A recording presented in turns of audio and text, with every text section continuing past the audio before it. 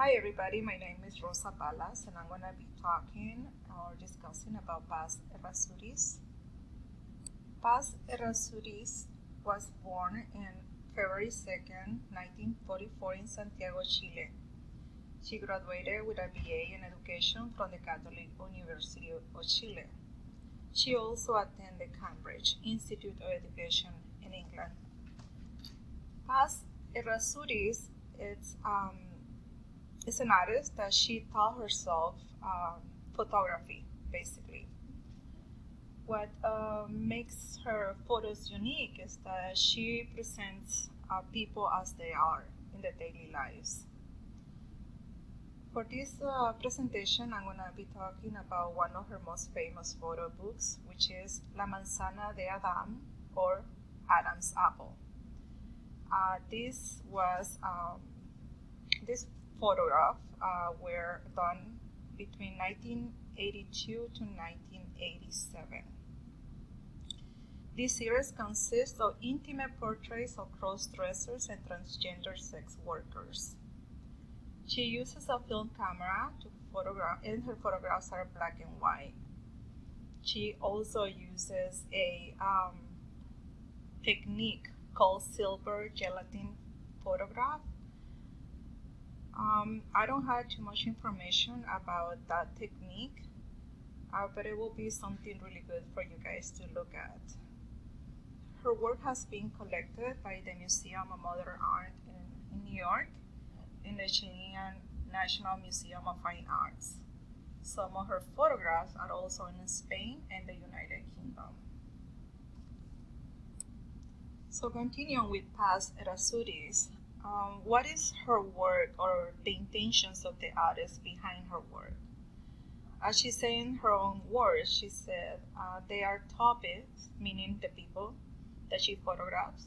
They are topics that society doesn't look at, and my intention is to encourage people to dare to look. Paz Errazuriz. Errazuriz used her photograph as a medium to bring visibility to areas that are marginalized by society, such as sex workers, psychiatric patients, and circus performers. She started photographing people during one of the most dangerous times in Chile, under the dictatorship of Augusto Pinochet. During this time, people were secretly detained, tortured for political reasons, and in many cases they disappeared. People never found their family again. Women at that time were not allowed to take pictures on the streets of Chile, but Paz Errazuriz was always carrying a camera with her, and she made sure to use it. So she was she is very brave because she's still alive. How does the artist create the images? The artist gets deeply involved in the lives of the people that she photographs. Most of her photographs are in black and white. She captures people in their daily life activities. For her work known as La Manzana de Adán, which is going to be the pictures that I'm going to show you guys, she spent her time living in a brothel community where she photographed the transgender women that work in these brothels in Santiago and Talca, Chile.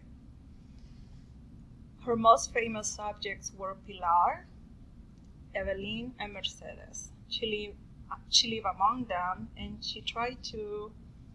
by living among them, she tried to get to know them better in a more personal level and to gain their trust. During this time in Chilean history, homosexuality and gender differences were considered disgraceful and not acceptable. Many of these people live in fear of losing their lives. Why are these photographs important? These photographs are important because they show the reality of life in the streets of Chile.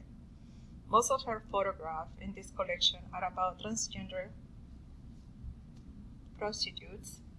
By photographing them, she challenged society to look at these people that are considered less than humans and opens a conversation about what is considered a forbidden topic. On this picture, here we can see Evelyn, one of the three women that she photographed during that time back in 1987. this photograph right now, it's in the Museo Nacional Centro de Arte Reina Sofía, and it is in Madrid, Spain. It was donated by the artist. Here we have another photograph. As you guys can see, the details in this photograph. You can see that they live in a very, very poor neighborhood. Based on the details, you can see this is another of the three women that she photographed. I'm not sure what her name is, but again, they're black and white. This image over here is one of the most risky, I will go, but you can see the girl just enjoying her time there. Again, black and white photo, but you can see that it's an intimate by how the picture was taken and the person being without clothes or her top. You can tell that the artist had an intimate relationship with her subjects. And on these two last photographs, you guys can see again the neighborhood. You can see there's a lot of details, personal details that are showing. You can see that that's their daily life and what they do, and yeah, pretty much. Now, my question for you guys is, do you believe the artist was able to bring to light an area of society that is marginalized by showing her photographs? And by just looking at the photos, are you able to understand the story behind it? I want to apologize to you guys because I know I have a very strong accent, so I hope I was clear enough in the presentation, and I thank you guys for your time. And lastly, these are my sources. Thank you, class.